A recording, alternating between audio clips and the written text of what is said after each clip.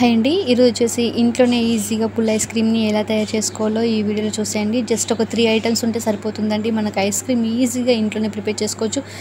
Just ఒక 3 అవర్స్లోనే మనకు ice cream అనేది రెడీ అయిపోతుంది. దీనికి ఏమేమి కావాలో చూసేయండి. చూడండి, ఇప్పుడు వచ్చేసి మనకు కాజు అయితే తీసుకుంటున్నాను. దీంతో మనకు ఒక 3 ఐస్ క్రీమ్లు అయితే రెడీ అవుతాయండి ఈ కాజుతో. ఇందులో ఇలాచి వేయడం అస్సలు మర్చిపోకండి.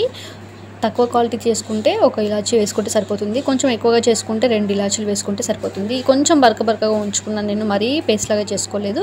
ఇలా చిక్కటి పాలను తీసుకోండి.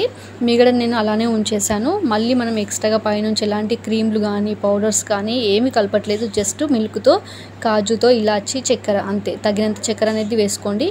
మీకు కొంచెం ఎక్కువ స్వీట్ కావాలంటే ఎక్కువగా చక్కెర కూడా వేసుకోవచ్చు. మనకు దీంతో ఒక 3 టేబుల్ స్పూన్ వరకు అయిందండి. 2 టేబుల్ స్పూన్ నిండా అయింది. ఇంకొంచెం ఎక్కువగా వచ్చింది. కొంచెం బరకగా పట్టుకోండి. మీరు టేస్ట్ అనేది బాగా ఉంటుంది. మీరు తప్పకుండా ట్రై చేసి పెట్టండి పిల్లలకి. అలాగే మనం ఇలా ఇంట్లో చేసి పెడితే మనకు కొంచెం సాటిస్ఫాక్షన్గా కూడా ఉంటుంది. పాలు చక్కగా మరిగిన తర్వాత ఆల్రెడీ చిక్కటి పాలే కాబట్టి కొంచెం మసలగానే ఈ పౌడర్ని వేస్తూ సిమ్లో పెట్టుకొని చక్కగా కలపండి. ఇది కలుపుతూనే ఉండండి, లేదంటే కింద కొంచెం మాడినట్టుగా అయిపోతుంది కాజు అనేది. కాజు ఒక 5 నిమిషాల పాటు సిమ్లో ఉడికించిన తర్వాత ఇలా చిక్కబడిపోతూ ఉంటుంది మనకు.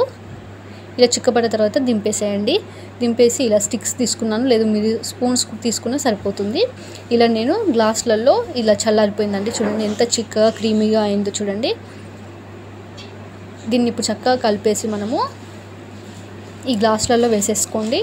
చల్లగా అయిన తర్వాతనే వేసుకోండి, దీంట్లోనే చల్లారనివ్వండి.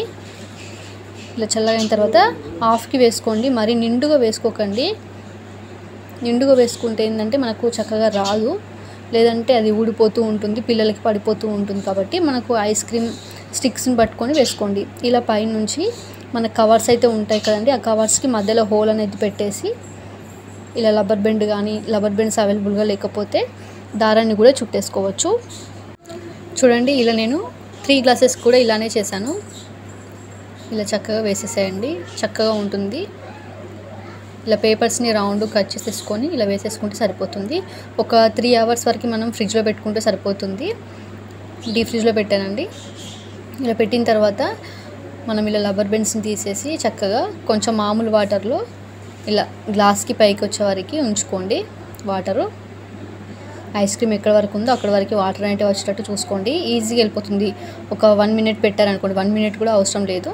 జస్ట్ అలా పెట్టేసి తీసామనుకోండి. చూడండి, సైడ్ లెగ్ కొంచెం లూజ్గా అయిపోయింది. చూడండి, ఇలా మనకు తీయగానే వచ్చేస్తుంది. ఇప్పుడు ఈజీగా ఎంత బాగా వచ్చిందో చూడండి. ఐస్ క్రీమ్ అనేది పిల్లలకి ఇలా ఇంట్లో చేసి పెడితే మనకు సాటిస్ఫాక్షన్ చాలా బాగుంటుంది. అలాగే హెల్త్ పరంగా వాళ్ళకి కూడా బాగుంటుంది. ఇప్పుడు పాపం పిల్లలకి వేసవికాలం రాగానే ఐస్ క్రీమ్స్ కూడా వాళ్ళకి కల్తీగా అయిపోతున్నాయి, చిన్నపిల్లలు తినే ఐస్ క్రీమ్స్ కూడా. కాబట్టి జస్ట్ మన చేతిలో ఉన్న వాటి అన్నా మనం ఇంట్లో రెడీ చేసి ఇస్తే వాళ్ళ హెల్త్ పరంగా కానీ మనకు కూడా కొంచెం హ్యాపీగా ఉంటుంది. తప్పకుండా ట్రై చేయండి. అలాగే మీకు వీడియోని అసలు లైక్ చేయండి. ఇలాంటి మరికొన్ని వీడియోస్ కోసం ఛానల్ సబ్స్క్రైబ్ చేయండి. వీడియో ఎవరికైనా యూజ్ అవుతే షేర్ చేయండి. థ్యాంక్స్ ఫర్ వాచింగ్ అండి. వీడియో ఎలా అనిపించిందో కామెంట్ చేయండి.